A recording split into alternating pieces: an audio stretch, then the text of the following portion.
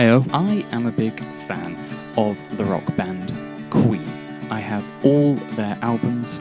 I have listened to them religiously. I have seen all of their concert films. I adore them. When I was getting into music and coming up with my own stuff, Queen was a huge inspiration to me. So when I heard that there was a biopic about Freddie Mercury coming out, I was ecstatic. I was so excited to see it. I was so curious as to what would be included in the film, what they would leave out, and just get a better picture of the man. And then I saw it, and I kind of came out of the theatre liking Queen a little less. Bohemian Rhapsody kind of does Queen a disservice. And it's not just because it's a bad film. It's not a great film, and we'll get into that. But it doesn't paint a picture of a band who really existed. On top of being a big fan of Queen, just in terms of their music, I also know quite a lot about their history, what they made, what they were going through when they were making it, and the time period it was being made in. And so, after so many years of this film being out and after thinking about it for so long, I thought I would talk about everything wrong about Bohemian Rhapsody. This isn't going to be like a Cinema Sins style video. I'm not going to have dings going off every now and then for things that I didn't like, but there are a lot of things in this film that don't add up, that don't make sense, that aren't in the right place, and do not paint the right picture of not just the band, but the man, Freddie Mercury. So let's go through them. This is probably going to be a very negative video, so I want to talk about the things I liked about this movie, things I actually loved about this movie. So let's start with all the positive stuff. Oh, that's really good. Roger and Brian doing the 20th Century Fox opening fanfare was absolutely glorious. I loved that. Getting Tim Staffel back to come and sing Doing All Right as Smile was a brilliant move. It made me so happy to hear him actually singing again with his old bandmates. The cast, of course, were incredible. Rami Malek as Freddie Mercury deserved the Oscar win. Joe Mazzarello as John Deacon was fantastic and provided a really nice comic levity to the role.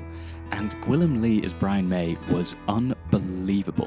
I remember seeing the trailer come out for this film and hearing him go, "Oh yes, the operatic section," sounding just like Brian was mesmerizing. He was fantastic in this role. I also thought it was very cute when Freddie was wearing his Mum Bommy shirt to the first Queen gig. I also really loved Bommy and Jer and Cash as characters. Having Freddie's family be an integral part of it was a really lovely decision. I know Cash has been involved a lot with Queen's legacy, and so to have her appear in the film along with Freddie's parents was lovely. The scenes recording A Night at the Opera at Rockfield were brilliant. Having Kenny Everett be a character in this film was phenomenal. I love Kenny, and he was a huge part of why Bohemian Rhapsody was a success. Not only did he give it its first radio play, he played it 14 times over that week, arguably making it a number one. And of course, the greatest part of this film, the thing that will take this film and send it down into the annals of history, we got a GIMP. We got a GIMP sighting. Greatest film of all time. Before the inaccuracies, here's just a list of things I straight up did not like. The way things are done are a load of bollocks, old chap. This scene at the pub with the editing, how this one best editing is just beyond me. I don't understand it at all. Why was Adam Lambert playing the truck driver that Freddie Mercury sucks off in the bathroom? Why him? Why Adam Lambert? Adam Lambert, if you don't know, has been the lead singer with Brian and Roger from Queen since about 2011, I want to say. Why is he the one getting sucked off by Freddie Mercury? That feels wrong. These visual effects, I absolutely hated these. This was ugly as sin. Didn't like that at all. The scene where Freddie comes out as bisexual to Mary, and Mary just goes, "Freddie, you're gay." I've heard that's common.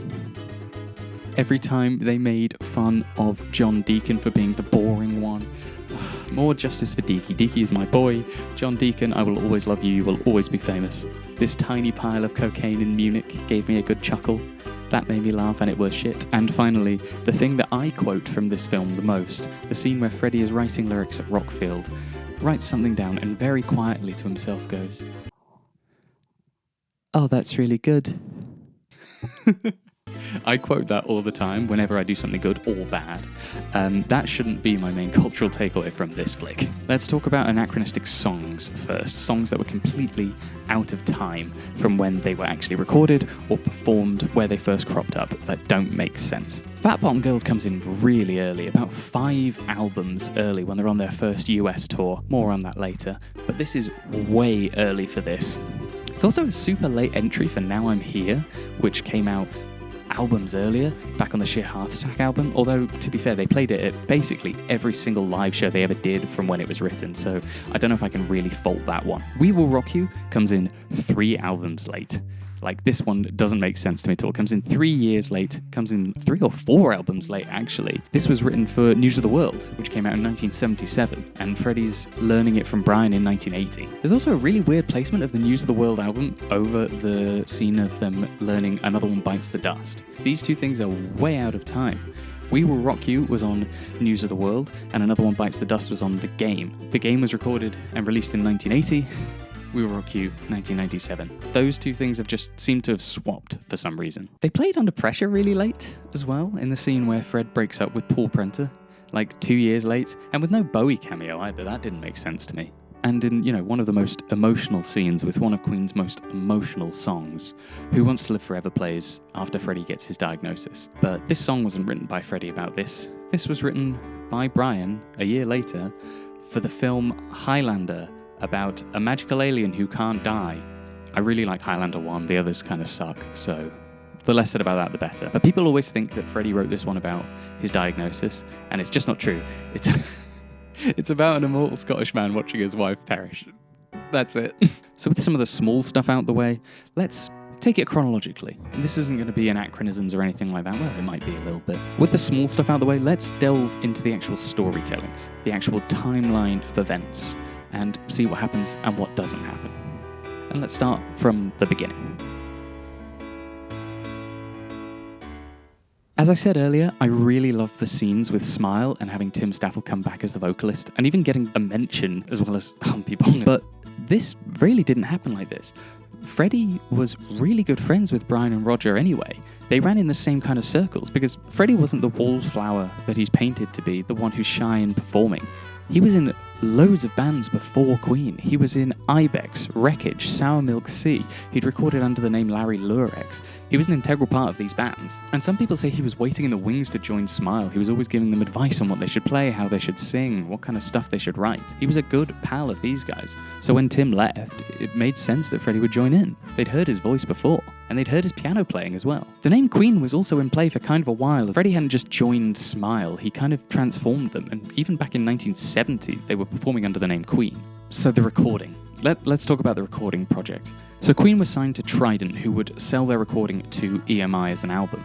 This wasn't just like some student project. They were signed officially, and they spent ages demoing songs at Diller Lane Studios in London, including Keep Yourself Alive, Liar. So when they're recording Seven Seas of Rye, this is completely out of time. I know I said I wasn't really going to get into the anachronistic stuff, but I kind of have to with this one because it's important.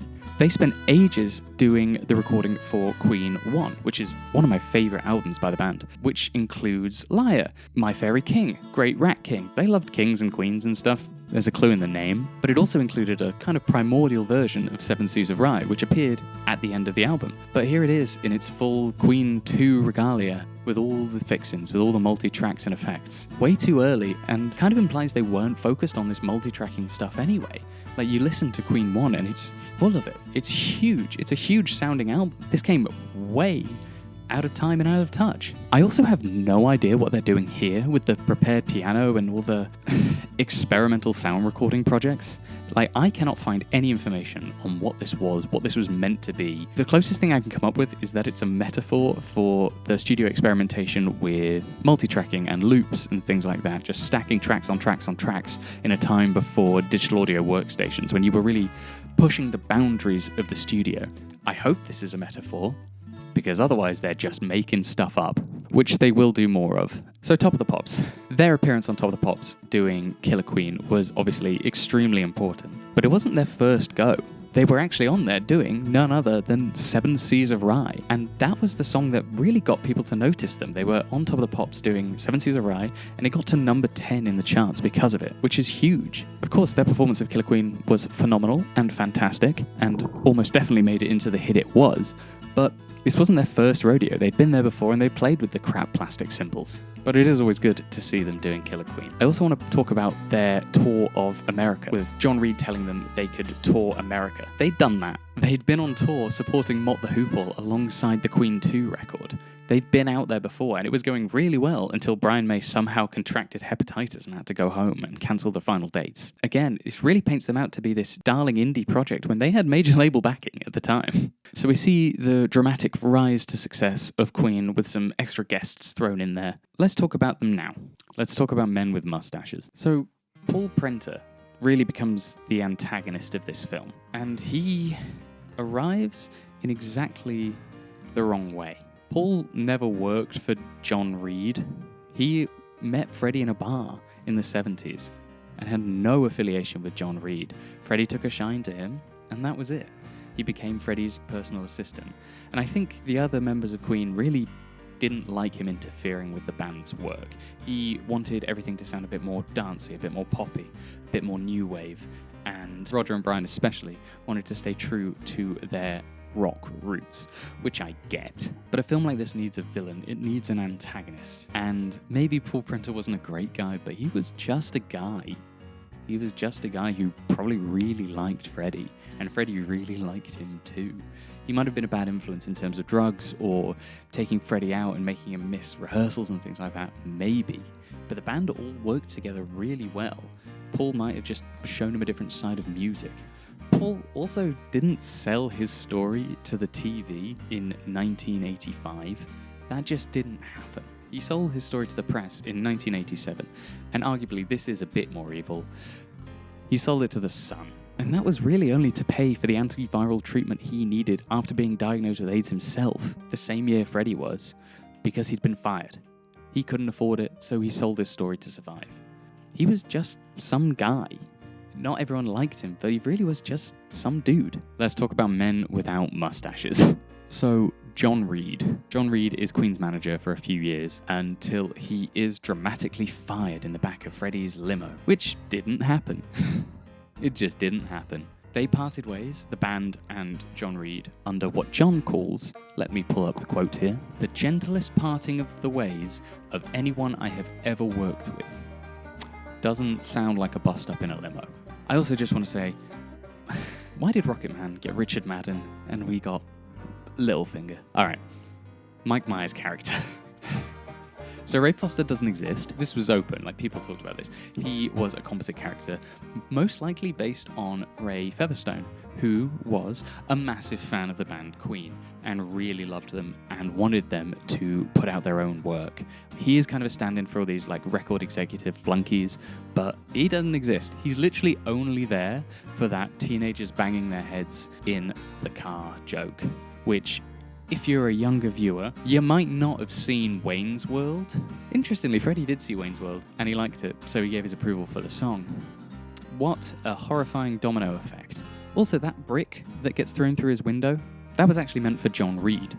John and Freddie had an argument in a restaurant, and John just left him there, went home, and Freddie threw a brick through his window for leaving him alone in the restaurant, which is kind of a baller move, I have to say. And my final man without a mustache, Jim Beach.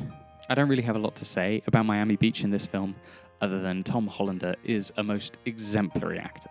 So 1980 rolls around, Freddie's got his mustache a little early, but that's fine, we'll work with it. And he organises a huge party.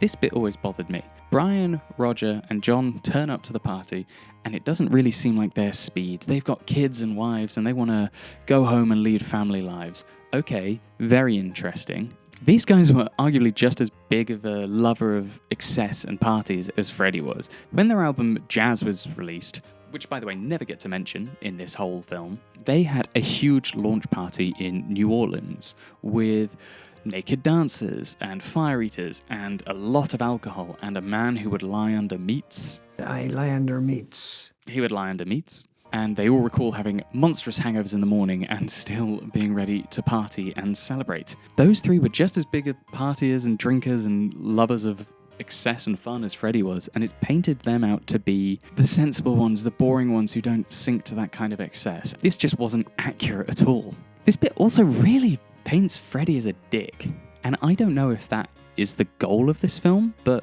from all accounts, he was a lovely guy. He was really good friends with the whole band, everyone got on really well, and the one that really gets me is how cruel he is to John Deacon, how Deaky gets treated in this. But Freddie was a really lovely dude by all accounts. We've also got to talk about Jim. In this film, Jim appears on the scene in 1980 as a waiter or a cleaner at Freddie's house party, which couldn't be further from the truth. Freddie met Jim in 1985 when Jim was working as a hairdresser. He wasn't a waiter. He was someone who worked in a salon, probably owned a salon. But to position him as a waiter rather than someone who was doing his own thing and met Freddie his own way, I really think it does a disservice to his honor. Like, this was a man who loved Freddie, and Freddie loved him, and they had a loving relationship up until Freddie's passing.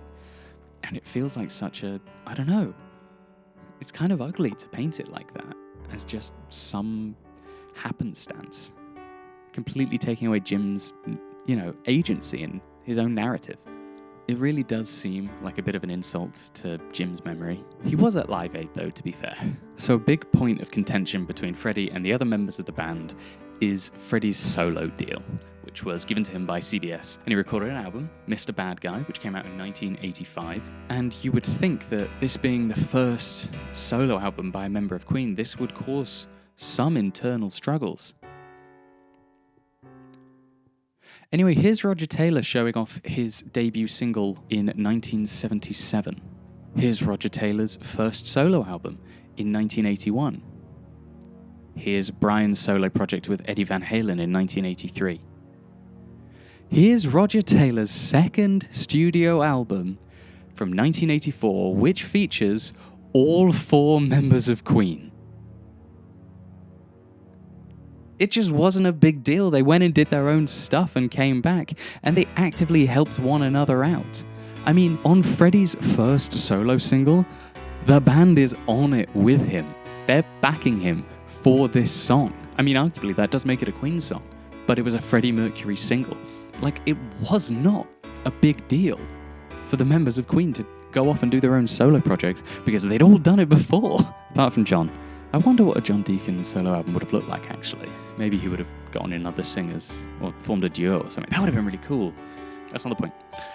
The point is, this solo album was just a normal thing for them. And obviously, Freddie being the lead singer was probably way more exciting for the general public to listen to this one. But this was not the first time a member of Queen had gone off to do their own project. It wouldn't even be the last. While Queen were all still together, Roger formed another band called The Cross and put out albums with them.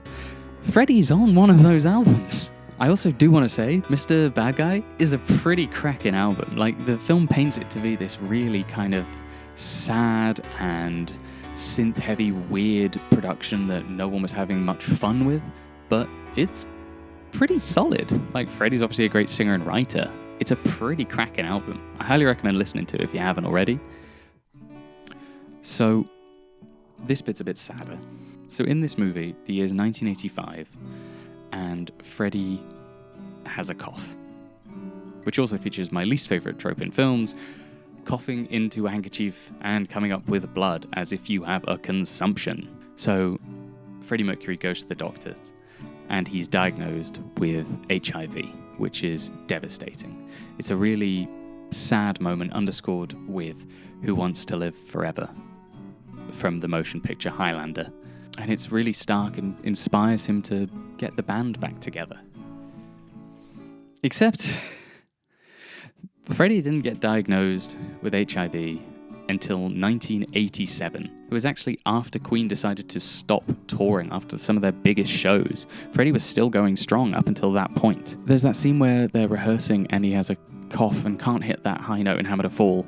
And to be fair, you know, a sore throat and throat infection, which he had at the time, can be a manifestation of HIV symptoms, but he wasn't officially diagnosed until 1987.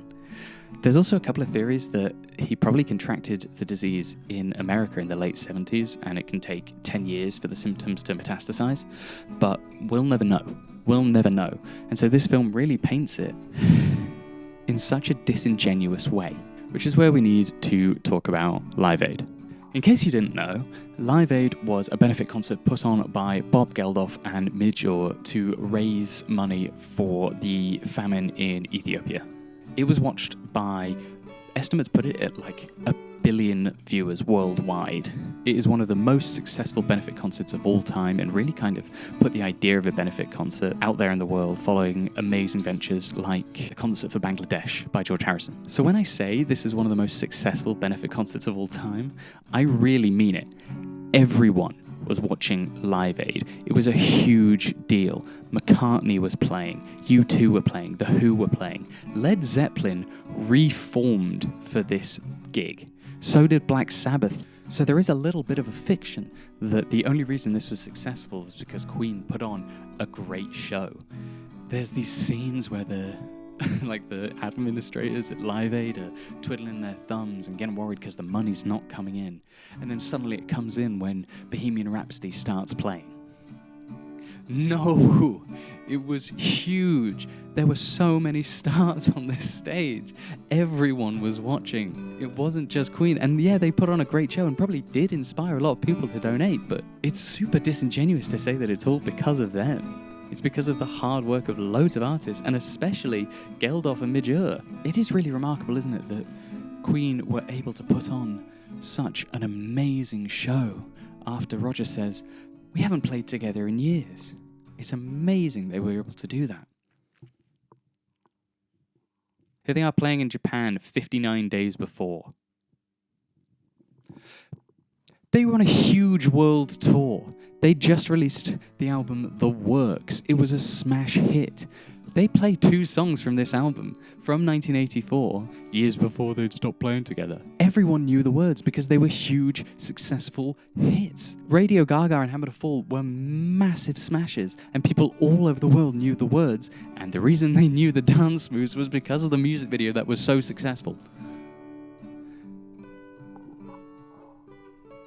Like, how would you know those songs? Otherwise, how would you know those songs if the band had broken up or something? It just blows my mind. The reason they were so good was because they'd been practicing. They knew what they were doing. They were very good. They were very good. They were on tour. They were good at this. That one really bothered me. Yeah, they were obviously great. Obviously they were great. But it's because they've been practicing. They've been playing to people worldwide. Of course they were great. And it's the climax of the film as well. So the film kind of almost ends on a lie.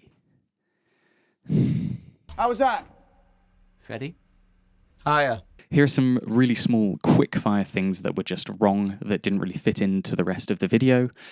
John Deacon didn't sing on Bohemian Rhapsody. He didn't really sing on any of Queen's records. He wasn't a strong singer. He was a phenomenal bass player and a phenomenal writer, but he just was not a strong singer. And also, speaking of John Deacon's writing, You're My Best Friend was a single. It was put out. There's a whole music video for it. It was a single.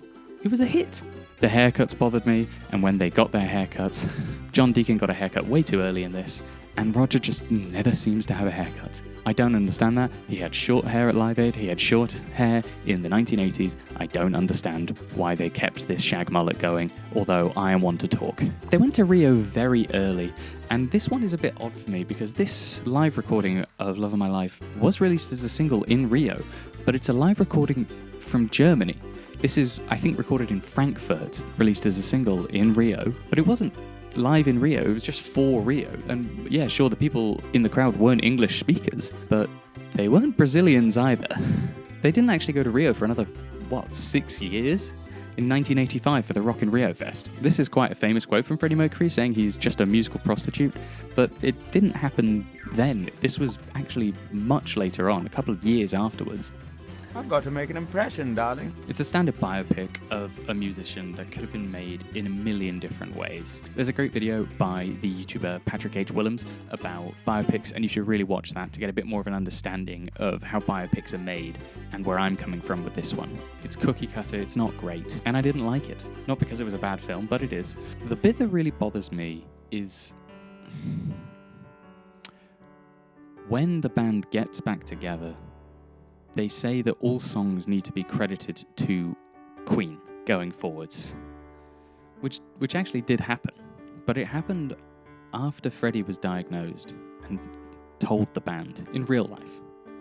For the albums after his diagnosis, The Miracle and Innuendo, all the songs are credited to Queen. And at this point, Freddie just wanted to make stuff. He just wanted to sing and be on as much stuff as possible before he went. And the band checked their egos at the door. They supported him, and they agreed with that. And from then, that's when the songs were credited to the band.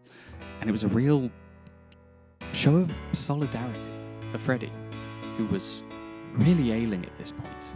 And I think about the love that took from the band to check their egos at the door and support their friend. And the way it's framed in this film it feels like it's just there to make Freddie look like a dick. All 4 members of Queen have had #1 hit singles, every single one of them. So it wasn't like Freddie was getting all the credit for writing all these songs, or even all the money. John Deacon, the bass player, wrote arguably the most famous Queen song, Another One Bites the Dust. They've all written #1 hits, and they all get great royalties from it. So that shouldn't have been an issue. But the point was solidarity, loving one another, being there for Freddie. And this film turns it into something else. It turns it into an assassination of Freddie's ego. You know, after I saw this film, I saw Rocketman. And I didn't know a lot about Elton John or his life. I knew a lot of his songs, because obviously he's one of the most successful singers of all time. But I didn't know about his personal life. Obviously, I knew he was openly gay and had all these hit singles and was flamboyant and had this personality. But I didn't know anything about the man, and that's what Rocketman felt like. You were learning about him. And I do wonder why we didn't get that with Bohemian Rhapsody. And I think it's because Freddie wasn't involved. Now, Brian May and Roger Taylor were executive producers for Bohemian Rhapsody, and they come out of this film looking pretty great. They come out of this film looking like a sexy drummer who all the girls want and a responsible guitar genius.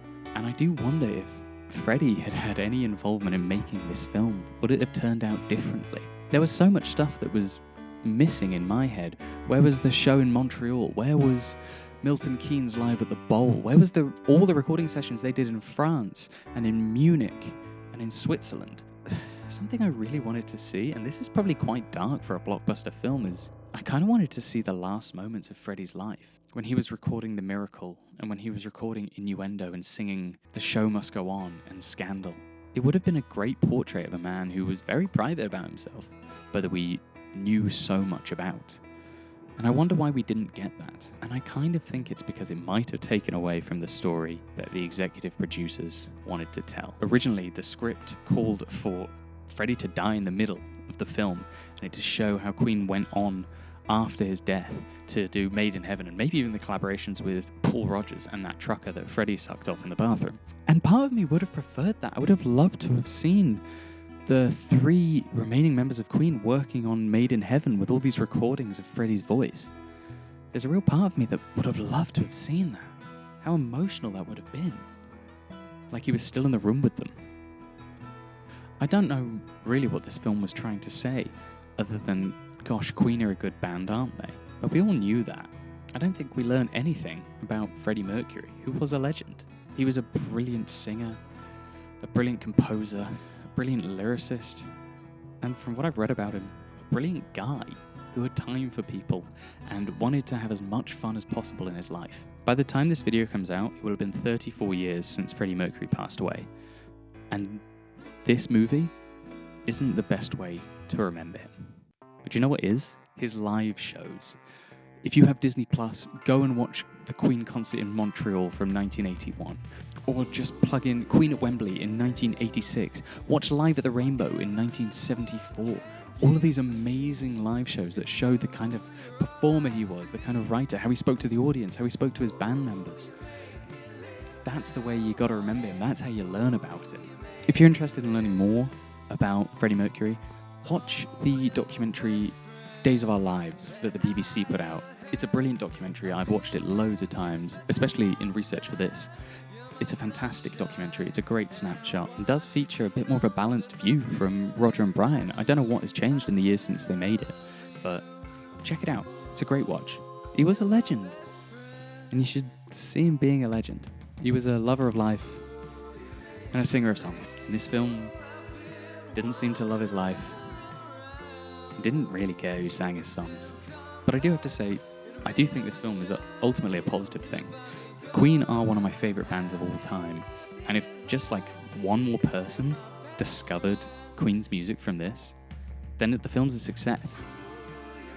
They're such an amazing band with an amazing legacy and an absolute killer selection of 15 albums. You should be listening to them anyway. So if one person got into Queen because of this film, then I can forgive it for just being wrong about everything else. As long as people don't believe that's what actually happened. Thank you for watching. I hope you liked my little costume. I am wearing the jeans. Couldn't get the right belt, so you'll have to deal with that. And I was very self-conscious about being in a vest. I thought I would look a bit more like Freddie, but I didn't cut my hair, and I just look like I fight people in pubs. Let me know what you thought about the video. Let me know if you have any thoughts on the film itself, if you even liked it. Good for you if you did. I didn't, obviously. But let me know what you think down below. Yeah, hope to see you soon. Heyo. I thought I would talk about everything wrong. Oh my god, cut that out, cut that out.